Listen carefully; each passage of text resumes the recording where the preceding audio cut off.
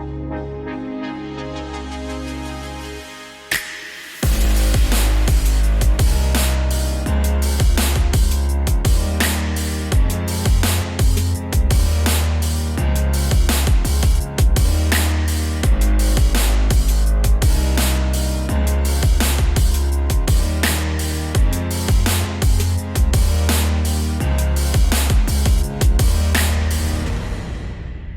I'm Chris Lotz. Hi, I'm Pat Lotz. With the Pat Lotz Real Estate Group. Thank you for tuning in to episode 4 of Beyond the Keys, a Pat Lotz podcast. Please like, comment, subscribe, and hit that bell icon for all new content. Today, we are talking about a few questions that you should always ask an agent before you hire them. Yes, sounds like a good idea. It's a great topic. Yeah, it's a great topic. Really Not good. many people are asking these questions, so I think this is a very, very relevant topic to sellers and buyers, and you should always be asking these questions. One little thing I want to start with is, these are the ultimate questions to ask the sellers to ask, so they retain the most wealth that they've built. For buyers, the question is, how do I protect myself and make savvy, informed decisions about the largest investment I'll make? The realtor you choose makes a big impact on your ability to do both. Many people end up working with the first agent they meet or talk to, but not all agents are the same. Their training, expertise, track record, and fees differ more than you think. We recommend, however, that you treat this process like a job interview. Interviewing multiple agents is an opportunity to ensure your agent is not only great at their job, but can help you accomplish your goals as buyers and sellers. So let's get started. Question number 1, how long have you been an agent? Me? You can answer it, yeah. Yeah. Oh, that's really important. Yes. 21 years. 20 years. I've been an agent, and So why does 21 years matter? Why does experience matter? well, because it's gotten me into a place that I am educated in my field, and I get my folks top dollars. I'll say this. I've been doing real estate for obviously I did professional sales, medical device sales for about 7-8 years. So that has helped me kind of tailor my skills. But you anticipate problems before they occur. Yes. There's crazy times where she'll say, hey, watch out, that's gonna happen. And I go, you're crazy.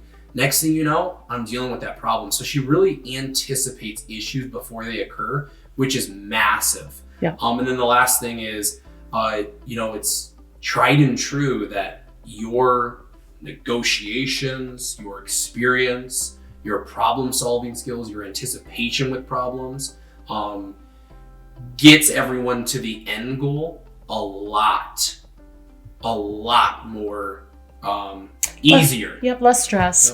Yep. And that's my job. I always look at myself as sort of like a contractor, and I have all these subs. So I've got to orchestrate everybody to make sure everybody's doing their job so that we can get there with as less pain as possible. Yeah. So again, anticipating and projecting what's going to come based on my experience, I think brings a lot to the table. You just said one thing cool, having your subs, and even like let's look at subcontractors as relationships with other agents.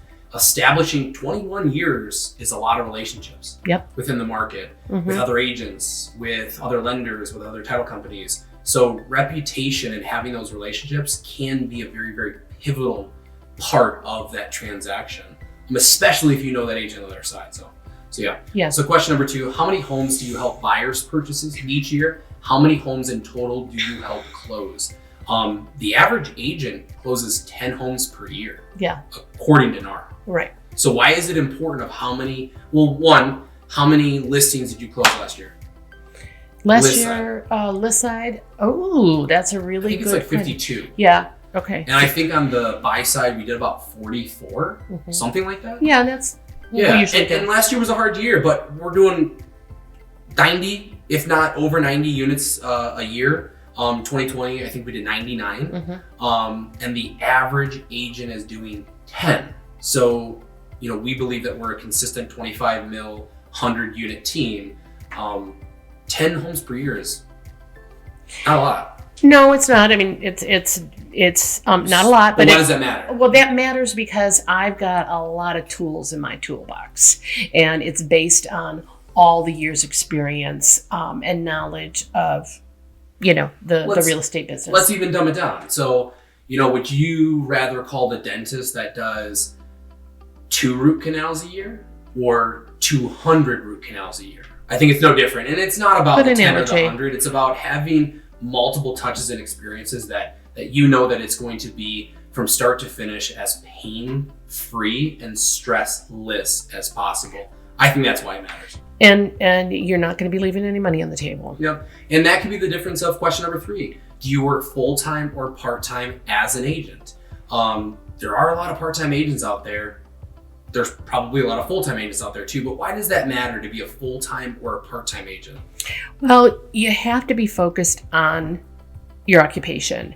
And if you're multitasking, part-time real estate and your work, when you're in work, you really can't be getting phone calls on your second business.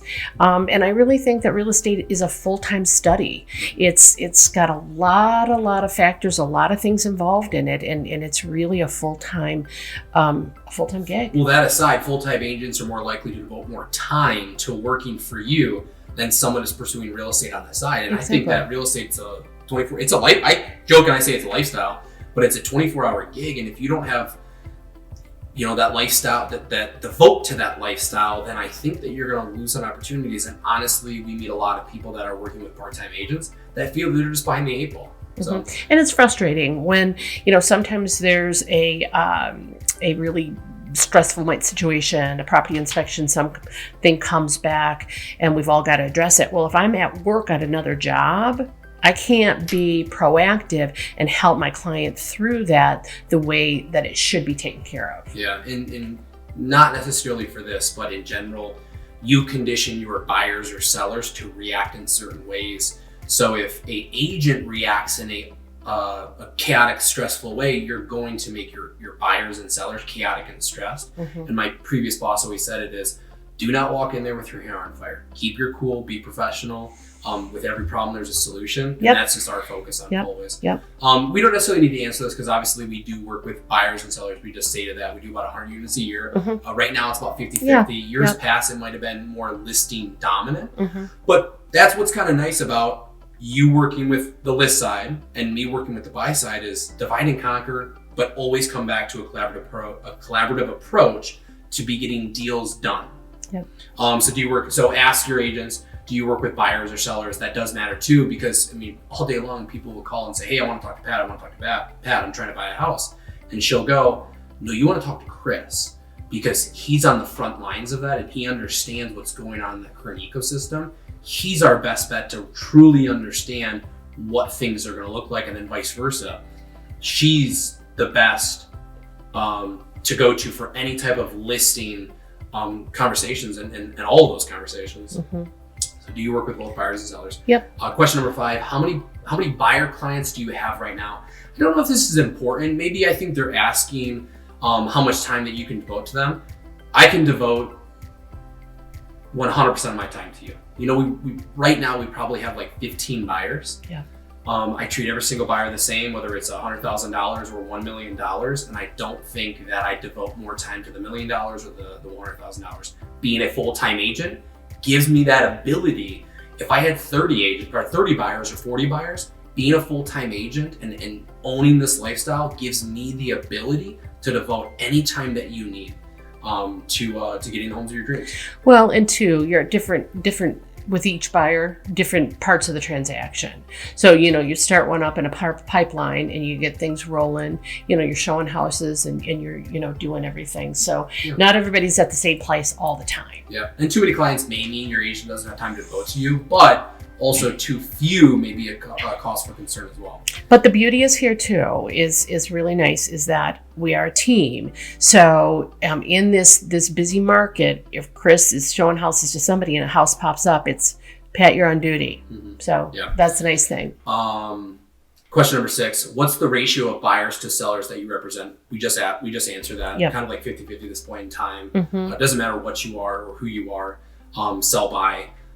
We've got the team that can accomplish that. Yep, we service both. And question number 7, how long do you usually work with buyers from the first home you see together to the closing table? I'd say on average, maybe like 3 months. Yep.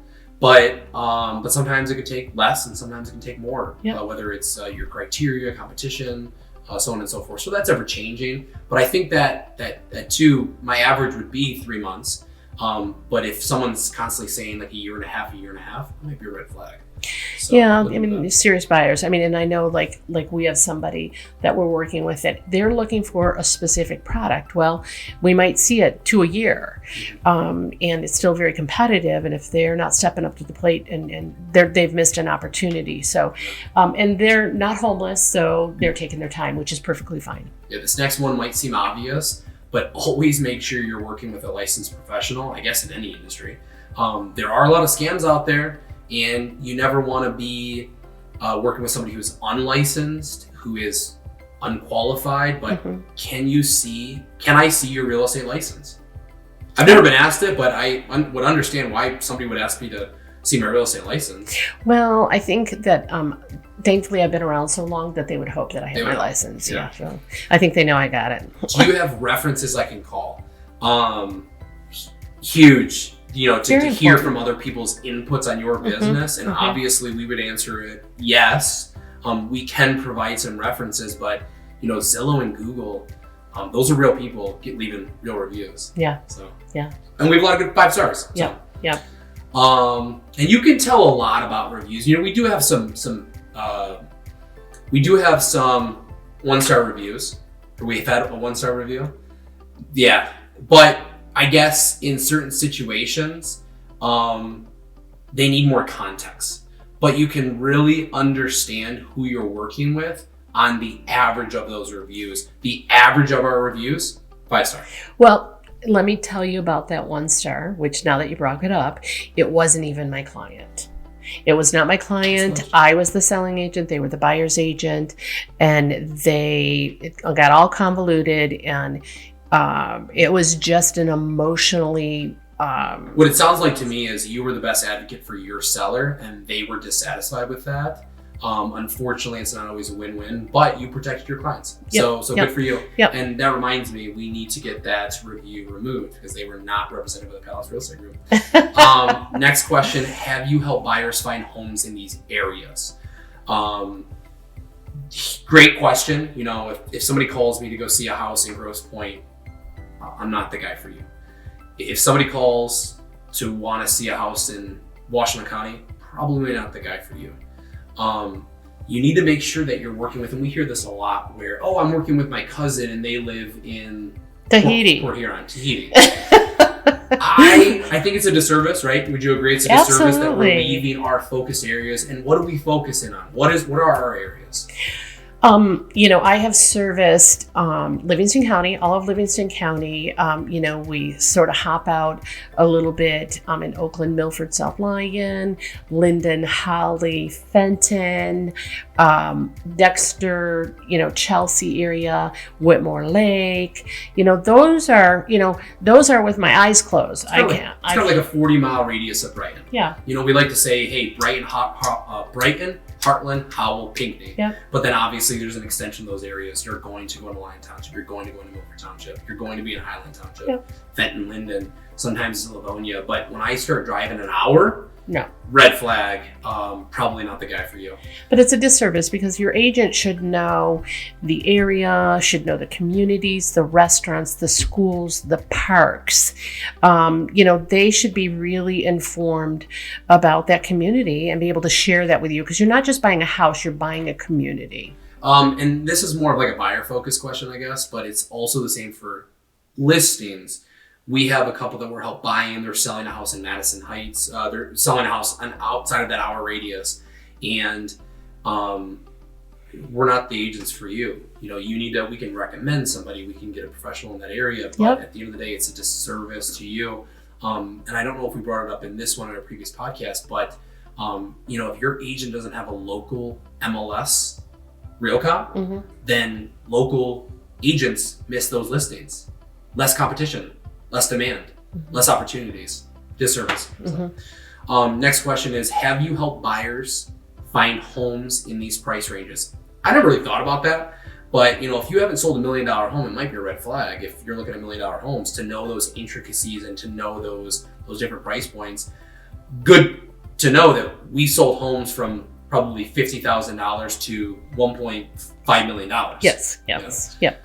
Anything you want to point out on that? Why it's important? Why does it matter? I know I couldn't say a lot, but well, I mean, I think that it's just, again, experience, expectations, the roadmap to get through to some of those, different ranges of homes. Selling a $300,000 house, it's still selling a house at the end of the day, but sometimes the path is just a little bit different. So you got to be familiar with different avenues on how we're getting to that end goal. And again, full-time agent, does a lot of units, has experience in price points in this area, you're not going to go wrong. But it's good to know what that path looks like. Next question, will I be working with you individually or a team? I don't know if we ever said this on any type of media, but when you call a Lotz, you don't just get one, you get two, but you get us. A lot of people call teams mega teams, and they think they're getting the name on the sign, but they're actually getting Julie, or Stacy, or I called for Jim. Todd. Yeah. So, but for us, it's just Pat, myself, and two admins. So when you call us, you actually get us. When you call us, we actually answer. When you text us, we're actually texting back. It's not somebody else. Well, and I think that's important. That is what I've established the business on, is the personal relationships. I think it's really important. I think when I am working with sellers, I know what their needs are. I know their personality. I know what their expectations are. So they're always with me. And we communicate, from start to finish. And we're clear with that, because if we're not clear with that, then all of a sudden you're getting, Joe Schmo, pawned off on you, then that could kind of set the wrong tone for buyers or sellers. So being clear, having good communication, knowing who your point of contact is going to be, but also as a buyer or seller, you should know if it's going to, and know what you want. Do you want that individual or do you want that team? I think the individual touch is actually, if I'm not showing these houses, if I'm not seeing these homes, how am I going to be the best advocate to help people put together some great offers? Yep. So 13, can you recommend lenders? Can you recommend inspectors? Can you recommend lawyers? Can you recommend general contractors? We've if got the a answer's 4-pager. Yeah, and if the answer is no, then again, red flag. But we have our book of business. We have our referral sources with anything: lenders, inspectors, lawyers, general contractors, plumbers, electricians, everything. We got a stack. Yep. So, and if we don't know, or we don't have a great resource, that list of contractors does have a great resource, so we'll be able to find. Next question, how does your commission work? Buyer's agents are free. We're paid out of sellers' commissions. But on the list side, it is on average. It's a 6% commission, which is split amongst the buyer's agent and the selling agent. So the sellers pay the commission, and that's why Chris said, he's free to buyers. There's no charge there. The commission is paid by the sellers. Yeah. And last but not least, before 3 quick bonus questions, if you're looking to buy, it's a competitive market. So how are you helping buyers compete in this market? And I think that I always say is our relationships, our local knowledge of the market, our ability to connect with other agents to get better insight to find that win-win. So and then 2, flat out, it does come to price. But if you don't have that local knowledge of the data, then how are you going to get to that local knowledge of price, being able to stand out to win offers? Well, too, and we have our premier lenders, so that's another, a local premier lender we work with. Yep. Last 3 questions, we'll go pretty quick. And this is more listing focused, but what's your marketing plan? We have a marketing plan. We'll talk about our marketing plan, but it's no different than having that war chest. That goal or the plan to be able to get your house sold as stress-free and as quick and for top dollar as possible. So, but quickly, what is our marketing plan? What are we focusing on to benefit sellers? Well, in a millisecond. It really is the important thing about a marketing plan. Again, it's really still price driven. So you've got to make sure that your pricing is proper. We provide professional photography, drone, 360 video walkthrough, floor plan for each of our listings. We engage in social media, digital marketing extensively. So we have advertising on Facebook, YouTube, Instagram. So we pay for that advertising. It's just not on my cute Facebook. It's a business advertising, which is great.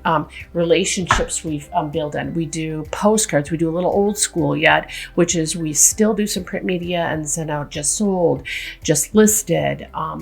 Great brochures that we provide for our products in the home to highlight the highlights of the home and the amenities and updates. I think you've said it all. Okay. And a few things that I do want to point out out of all that stuff is not everyone uses professional photos. Mm-hmm. Not every single person goes above and beyond for drone videos and things like that. We do those things. Not many people are doing floor plans, which I think floor plans are huge. Mm-hmm. And a lot of my buyers say, oh, gosh darn, they don't have floor plans. And it's kind of a thorn in our side.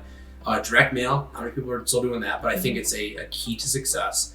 Social media is just the icing on the cake to get your house sold with the best representation. And like that's like 98% of the battle is what is your representation online to get buyers there.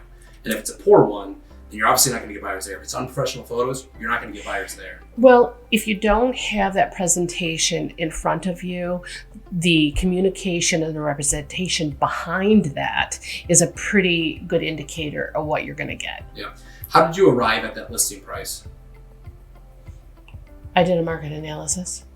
Anything else? Like what's that CMA process kind of look like for you? And two, reputation and years of experience has a big hand in that. But anything else that you're breaking on in a CMA so sellers understand on like strategies to be able to get where they want to walk away in terms of a. Yeah. I mean, the thing is of course everybody wants $1 million, or wants this price. Well, sometimes I just can't do that because I depend on data and what the market is doing and what it'll bear.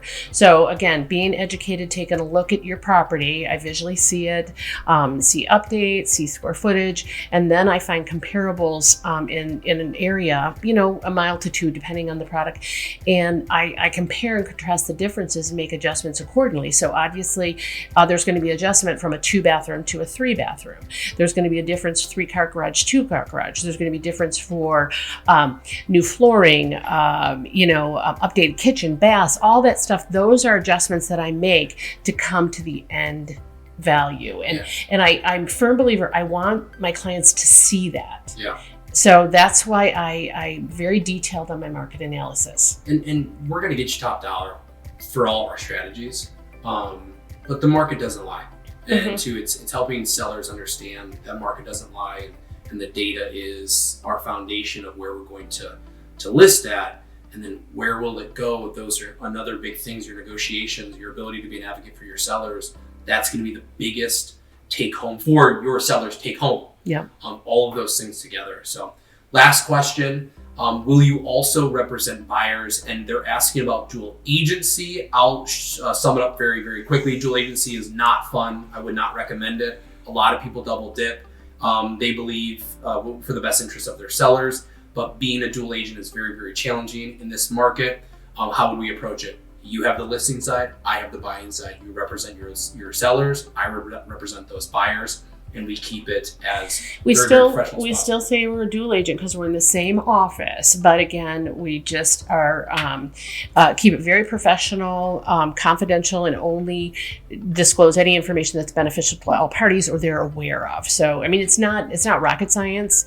You want to buy, I want to sell. Yeah. What are we going to do to get there? Win-win focus. Win-win focus and great people. Cool. So a little bonus. Agent red flags and run. Number one, biggest, number one, professional photography. If they're not using a professional photographer, then run. Because I think it's a massive disservice if your agent's coming in with their little camera or their iPhone It's not giving the best representation of the. Well, and what's happening is people, are cutting corners, and new agents are coming out. Their budget's low. They're thinking, well, things are just flying off the shelves. Why do I need to invest in that? Because that's what you do. Yeah, and to that point, we spend $300 for a professional photographer. There's a few other initial fees, whether it be a drone or a floor plan. We're spending $700 for direct mail, and we're spending a few bucks for, other miscellaneous things. So, again, if you don't, that's an investment. We're invested in our products, in our homes. Yeah. We are. So point blank, if they're not using a professional photographer, run. Number two is, no marketing plan. If there's no marketing plan, if there's no proof in that marketing plan, if there's no years of experience, run. Part-time, run. You need a full-time agent in this market, in a very, very competitive market. If they sell less than 20 homes a year, run. Experience. And helping outside of their focus market. If they're not local agents local to that market, you need to get somebody who is here locally and who understands this market. So any other red flags you want to kind of point out? Did you say it's really important to stay local? Stay local, professional photography, part-time versus full-time, needs a marketing plan, and then I believe if you sell less than 20 homes a year, you're a part-time agent, and it's something you need to do full-time. You need somebody that represents full-time. Yeah. You wouldn't get a part-time dentist or a part-time doctor. So yeah. I'm Chris Lotz. I'm Pat Lotz. With the Pat Lotz Real Estate Group. Again, thanks for tuning into episode 4 of Beyond the Keys, a Pat Lotz podcast. Live local, buy local, use local, and as always, there's lots to love in Livingston County. Thanks for watching. Make sure to use those like, comment, and share buttons below. And don't forget to follow us on Facebook and Instagram, and subscribe to our YouTube channel at Pat Lotz Real Estate for more helpful home buying and selling tips. Want a free comparable market analysis? Scan that QR code on your screen or visit our website at www.patlotz.com and fill out the request form. There's lots to love in Livingston County.